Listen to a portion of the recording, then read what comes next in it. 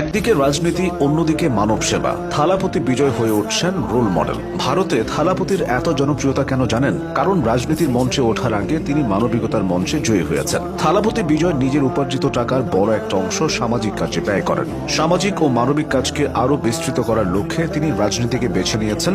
দক্ষিণের সবচেয়ে বেশি পারিশ্রমিক পাওয়া হিরো হয়েও ছেড়েছেন অভিনয়। তার রাজনৈতিক দল তামিলগা ভেত্রি কাজাগামের ঘোষিত স্লোগান হল পিরুপ্পক্ষুম এল্লা উইরুক্কুম, যার অর্থ জন্মের দিক দিয়ে সবাই সমান। এই স্লোগানটি সাম্য ও সামাজিক ন্যায় প্রতিষ্ঠার প্রতি দলের প্রতিশ্রুতির ইঙ্গিত দেয়। থালাপতি বিজয় জনসাধারণের সাহায্যে এগিয়ে আসার কাজটা শুরু করেছেন বহু আগে। তামিলনাড়ুর বিভিন্ন জায়গায় বিনামূল্যে খাবার বিতরণ, শিক্ষাবৃত্তি, লাইব্রেরি, সান্ধ্যকালীন টিউশন, আইনি সহায়তা সহ বিভিন্ন দাতব্য ও কল্যাণমূলক পদক্ষেপ নিয়ে তিনি মানুষের হৃদয় জিতেছেন। চাইলেই অভিনয়ের পাশাপাশি রাজনীতি চালিয়ে যেতে পারতেন, তবে রাজনীতি ও সমাজসেবায় তিনি নিজের 100 ভাগ দেওয়ার লক্ষ্য নির্ধারণ করেছেন। থালাপতির রাজনৈতিক যাত্রা